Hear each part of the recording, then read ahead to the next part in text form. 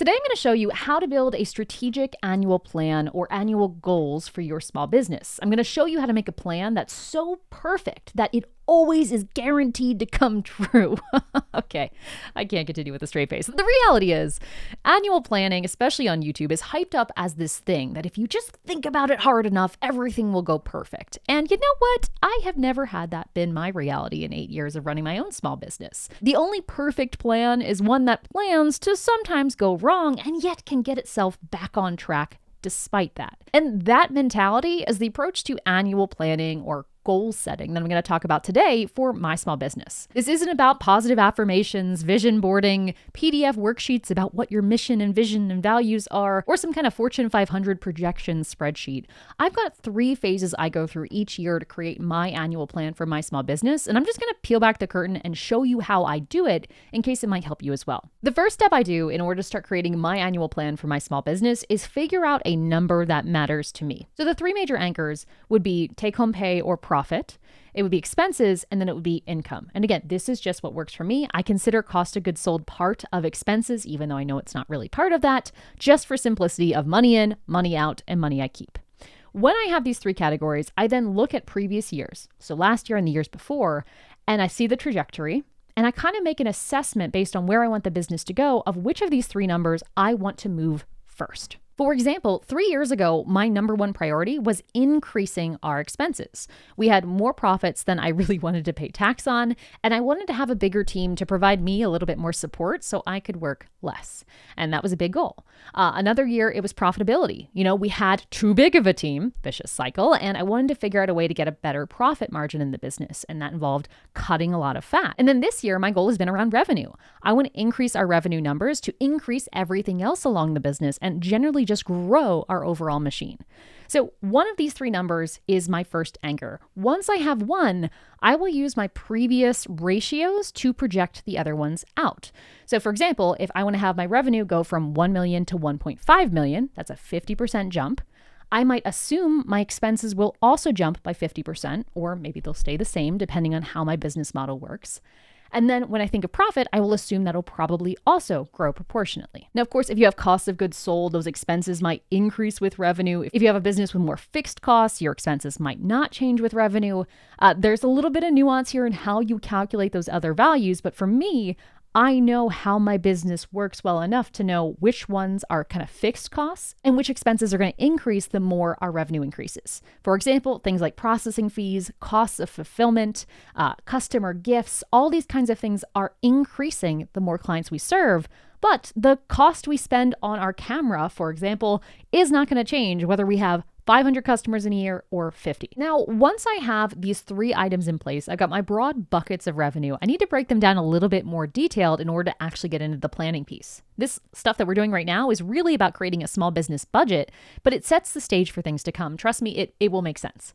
So once we have the 3 buckets, I will break it down almost as detailed as my chart of accounts inside of QuickBooks. So inside your accounting software, you will have a chart of accounts. It's got default categories of how you categorize your income and expenses. For me, I categorize my income by the products I have, as well as a few other accessory categories. Then we have expenses, and this is when we break down the employee costs, the owner costs, the software costs, blah, blah, blah, blah. All of these things are the detailed line items under the chart of accounts. And at this point, I feel like I should call out, what I'm sharing here is just what works for me. I hope it's helpful for you. If it doesn't work for you, if you have better practices, I'd love to hear them in the comments.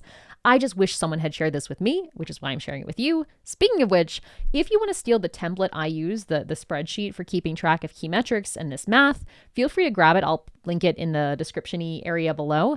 But it's a pretty simple tracker where you can just write out those weekly or monthly goals and track your actuals and how they compare. It helps you with that team organization piece, which is where a lot of the times this falls apart. Now, most software, including QuickBooks originally, kind of defaults to way too much detail here. So I try to keep my budget line items to around 10 to 20 items. That way it's specific, but not overwhelmingly so. Now, if you thought the math before was fun, this next part is a lot more math. math, now that we have these line items from our chart of accounts, we need to look at the totals we have for each bucket and start allocating those totals towards these buckets. So what I'm going to do is, using the totals I have for each category and the historical expense amounts, I'm going to start filling in the values of essentially a budget for each row. All I'm doing here is some simple math on each cell to make sure I can fill in a rough budget for each line item for each month. When you're done with this step, you should have a pretty clear picture of what kind of revenue drivers you're going to have for the year and what kind of expenses with amounts either in total or per month. I tend to track mine per month as well as a total because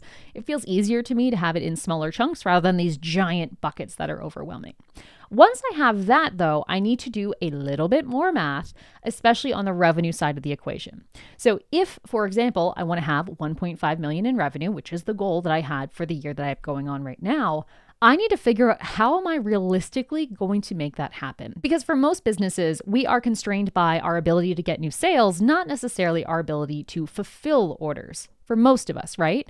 And so whichever one you are constrained by is going to be harder for you. For me, it was revenue. It was thinking, how will we get 1.5 million in new revenue coming in? That feels like a lot. What are we going to do? So to show you just an example of my budget here, this was our revenue goals for this year. And we wanted to have 51,000 of self-study course sales in January from this one product. And the way I started to figure out how I'm going to make that possible is to figure out the quantity of products I then needed. So in this case, I needed 27 in order to meet that goal. And I repeated the same kind of thinking for every single product I had. What quantity did I need in order to achieve that reality? And this is how I ended up creating my overall plan for the business. I started to figure out which products I wanted to have grow in quantity or in price or in something else to, in my case, increase the overall revenue number for the business. I figured out how much budget we had to go towards different expenses. And I put all this in a simple spreadsheet that you see right here that I then check back in on a monthly basis to see if we're ahead or behind. If I were to just share this with my team, which I mean, they can see it, but this isn't particularly helpful because it's like, all right, we need 27 sales.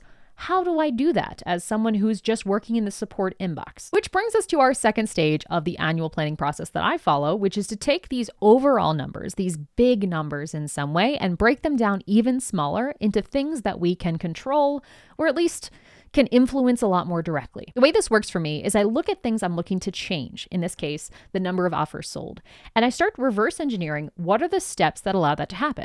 So for my self-study course, I know at a very big picture, the way people end up buying our self-study course is they watch YouTube videos, they might then go to our website, download some of our free resources, they get emails that say, hey, do you know we do stuff that isn't for free? And then some of them choose to buy. Thank God for those people, because otherwise we would just go broke. And that's how we make self-study sales. And we've been selling this kind of program for 5 or 6 years now, getting better and better each time. But because of that, I know approximately how many people need to join our email list before someone buys self-study. At the time I was doing annual planning, for us, that was 2.7%. So 2.7% of new people who would join our list would likely end up buying the Foundation Self-Study Program. So in my projections, I assumed it would be 1.7%, meaning a whole 1% dip. And then I use that number to figure out how many new email subscribers we need to have join our world in order to achieve our 27 sale goal. For us, that ended up being 1,600 or so more people who need to join our list in order to reach that sales target. And I need to evaluate, is that realistic? Well, let me look at our previous numbers. Okay.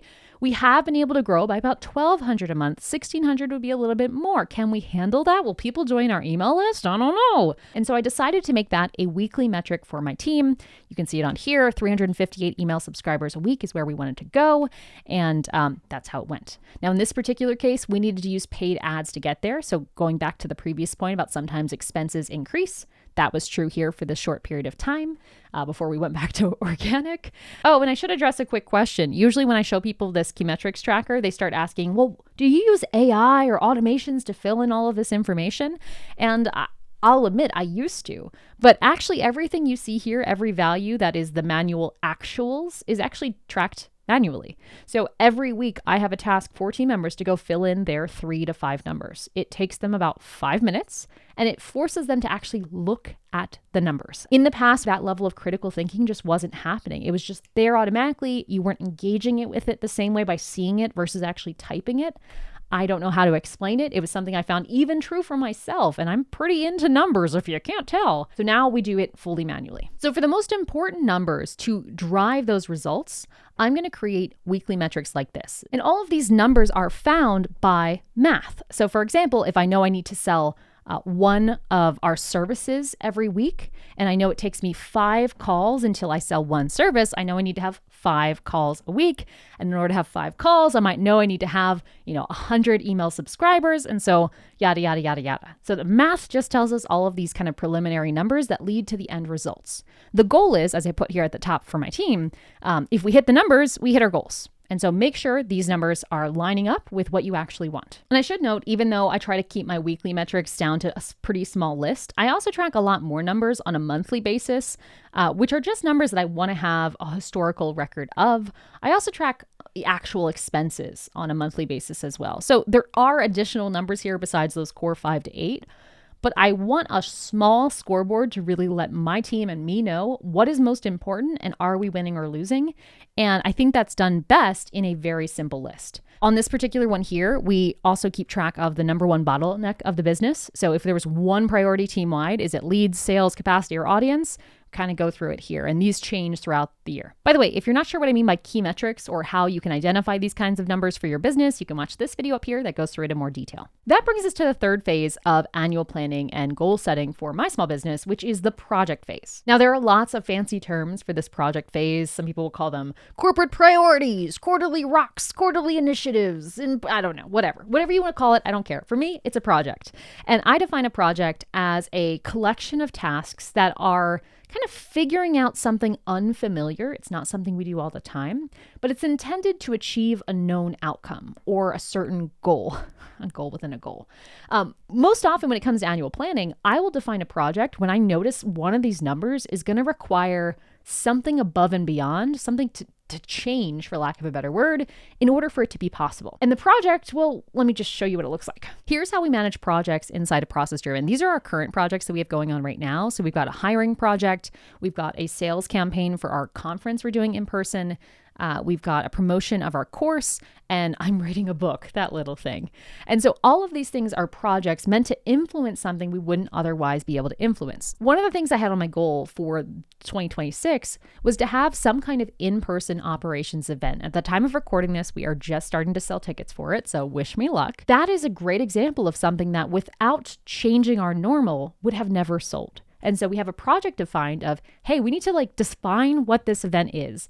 We need to talk about the conference. We need to have a venue for the conference. And yeah, we also need to sell the conference, especially when our conference is built for small business operations professionals who deserve a good level of organization and early notice. Details about the conference are in the description below. We actually broke this up into, I think it's 4 smaller projects, each 7 weeks at a time, of different steps in the equation. Inside every one of these projects, we have a project brief, which I've actually talked about in other videos, so I won't bore you by going through it here, but it's just key decisions, a project overview, and what we are trying to do in the scope of the project. I write this information most of the time as part of my annual planning. So I will define all the budget stuff, all the number stuff, define the projects, define the before and after, and then hand it off. And again, if you want to see the details of this project brief, check out this video up here where I go through all of that stuff in details of the what, the why, the how of all of the components. Over a typical year, we'll have anywhere between 10 and 30 projects. Usually going into a year, so around January,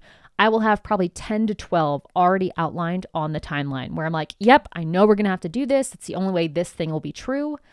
But I revisit this every quarter. So I've kind of mentioned this already, that the actions we take to hit these numbers is largely routinified, which is a concept I talk about in this video. And because of that, every month I'm looking at our numbers. I'm seeing, are my actuals close to where I projected us being? If not, do we need to do another project, or do we need to cut something out in order to make sure those numbers are possible? And frankly, that's one of the reasons why over the years I've learned to only plan about 10 to 12 projects at a time, because over the course of the year, we will have conversations that reveal, this is what we need to do next. A great example of this is actually what we have here on the timeline. Expanding the team was not something I planned on doing in this particular month, but here we are hiring for 3 different roles as a small business. That is a lot. And we're doing that because of how things started to roll out. And that's why I kind of made that joke at the beginning of the video of, making the perfect annual plan so it always goes exactly as you expected. You can make a plan and follow it exactly. But I think that's going to mean you turning down a lot of things that would be really good and being kind of blind to what is actually happening in your business. Instead of that, what this approach allows us to do is have numbers, overall goals, and I keep those locked in. Those, goals versus actuals, that first step of budgeting, that stays fixed, but I allow myself to change the metrics. Every quarter, give or take, I will go in and adjust the metrics we need for the team, for the specific section, for the rest of the year. Like, for example, we expected 2 of our services to generate just about the same amount of revenue, and it ended up being quite different, but it was still good. It still allowed us to get to our revenue goals. So we need to adjust expectations there and change what projects we are prioritizing. So I just went in before filming this video and changed some of our goals in terms of those weekly numbers to say, hey, it's okay if this is lower as long as this stays higher. And I just kind of right-sized things so everyone knew how we were actually doing. And keep in mind, this is for a team of about 12, but our core team is about 4. We're not some huge enterprise, but this does bring a lot of clarity to our team meetings, to our conversations about metrics, and performance evaluations too. The real job of a small business CEO is to map this path and make it clear for others who want to follow along and help you get there faster. But if we want to talk details of what it means to be a small business CEO and how to start taking charge in other ways outside of a spreadsheet, make sure you watch this video here on the on-screen where we go through the details of how to start taking charge of your business. Be sure to get that key metrics template while you're here, and I'll see you in the next video. Enjoy the process.